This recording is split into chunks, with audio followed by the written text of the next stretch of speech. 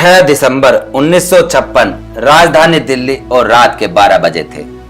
रात का सन्नाटा और अचानक दिल्ली मुंबई नागपुर में चारों ओर फोन की घंटियां बज रही थी। राजभवन मौन था, संसद मौन थी, राष्ट्रपति भवन मौन था। हर कोई कशमकश में था। शायद कोई बड़ा हादसा हुआ था। यह किसी बड़े हादसे या आपदा से कम नहीं था। कोई अचानक हमें छोड़कर चला गया था, जिसके जाने से करोड़ों लोग दुख भरे आंसुओं से विलाप कर रहे थे। देखते ही देखते मुंबई की सारी सड़कें भीड़ से भर गई। पैर रखने की भी जगह नहीं बची थी मुंबई की सड़कों पर, क्योंकि पार्थिव शरीर मुंबई लाया जाना था और अंतिम संस्कार भी मुंबई में ही होना था। नागपुर, कानपुर, दिल्ली, चेन्नई, मद्रास, बेंगलोर, पुणे, नासिक और पूरे देश से मुंबई आने वाली रेलगाड़ियों और बसों में बैठने की जगह नहीं थी। सब जल्द से जल्द पहुंचना चाहता था मुंबई, और देखते ही देखते अरब सागर वाली मुंबई जनसागर में भर गई। कौन था ये शख्स जिसके अंतिम दर्शन की लालसा में जन सैलाब रोते बिलखते मुंबई की ओर बढ़ रहा था? जब बड़े बुजुर्ग सभी छोटे छोटे बच्चों जैसी छाती पीट पीट कर रो रहे थे। महिलाएं आक्रोश कर रही थी और कह रही थी, मेरे पिता चले गए, अब कौन है हमारा सहारा।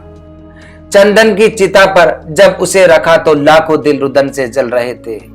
अरब सागर अपनी लहरों के साथ किनारों पर थपकता और लौट जाता, फिर थपकता फिर लौट जाता। शायद अंतिम दर्शन के लिए वह भी जोर लगा रहा था। चिता जली और करोड़ों लोगों की आंखें बरसने लगी। किसके लिए बरस रही थी ये आंखें? कौन था इन सब का पिता? किसकी जलती चिता को देखकर जल रहे थे करोड़ों दिलों के अग्निकुंड? कौन था यह जो छोड़ गया था इनके दिलों में आंधिया? कौन था वह जिसके नाम मात्र लेने से गरज उठी थी बिजलियां? मन से मस्तिष्क तक दौड़ जाता था ऊर्जा का प्रवाह। कौन था वह शख्स जिसने छीन लिए खाली कांसे के बर्तन इनके हाथों से और थमा दी थी कलम लिखने के लिए एक नया इतिहास? आंखों में बसा दिए थे नए सपने, होठों पर सजा दिए थे नए तराने, और धमनियों से परवाह क्या था स्वाभिमान और अभिमान को दास्ता की जंजीरें तोड़ने के लिए, और हमें दिया प्रज्ञा का शस्त्र? कौन था वह शख्स? चिता जल रही थी अरब सागर के किनारे, और देश के हर गांव के किनारे में जल रहा था एक शमशान। हर एक शख्स की आंखों में और दिल में भी जो नहीं पहुंच सका था अरब सागर के किनारे। एक टक देख रहा था वह अपनी प्रतिमा या गांव के झंडे को, जिसमें नीला चक्र लहरा रहा था। वह बैठा था भूख प्यास भूलकर अपने समूह के साथ उस जगह जिसे वह बुद्ध विहार कहता था। गांव शहर में सारे समूह भूखे प्यासे बैठे थे, उसकी चिता की आग ठंडी होने का इंतजार करते हुए। कौन सी आग थी जो वह लगाकर चला गया था? क्या विद्रोह की आग थी, या थी वह संघर्ष की आग, या भूखे नंगे बदनों को ढकने की आग, असमानता की धज्जियां उड़ाकर समानता प्रस्थापित करने की आग? चावदार तालाब पर जलाई हुई आग अब बुझने का नाम नहीं ले रही थी। दो जलती मनुस्मृति धुएं के साथ खत्म हुई थी। क्या यह वही आग थी जो जला कर चला गया? सारे ज्ञानपीठ, स्कूल, कॉलेज मरुभूमि जैसे लग रहे थे। युवा युवतियों की कलकलाहट आज मौन थी। जिसके हाथ में कलम थमाई, शिक्षा का महत्व समझाया, जीने का मकसद दिया, राष्ट्र प्रेम की ओतप्रोत भावना जगाई, वह युगंधर, वह प्रज्ञा सूर्य काल कपाल से ढक गया था। जिस प्रज्ञा तेज ने चेहरे पर रोशनियां बिखेरी थी, क्या वह अंधेरे में गुम हो रहा था? बड़ी अजीब कशमकश थी। भारत का महान पत्रकार, दूरदृष्टा, अर्थशास्त्री क्या दृष्टि से ओझल हो जाएगा? सारे मिलों कारखानों पर ऐसा लग रहा था जैसे हड़ताल चल रही हो। सुबह शाम आवाज देकर जगाने वाली धुआं भरी चिमनियां भी आज चुपचाप थी। खेतों में हल नहीं चला पाया किसान। क्यों? सारे ऑफिस, सारे कोर्ट, सारी कचहरियां सूनी हो गई, जैसे सुना हो जाता है बेटी के विदा हो जाने के बाद बाप का आंगन।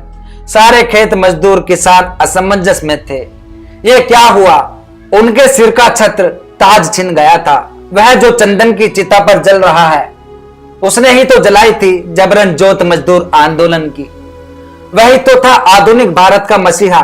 सारे मिलों कारखानों पर होती थी जो हड़तालें, आंदोलन अपने अधिकारों के लिए, उसकी प्रेरणा भी तो वही था जिसने मजदूरों को अपना स्वतंत्र पक्ष दिया और संविधान में लिख दी वह सभी बातें जिन्होंने किसानों, खेतीहरों, मजदूरों के जीवन में खुशियां बखेरी थी।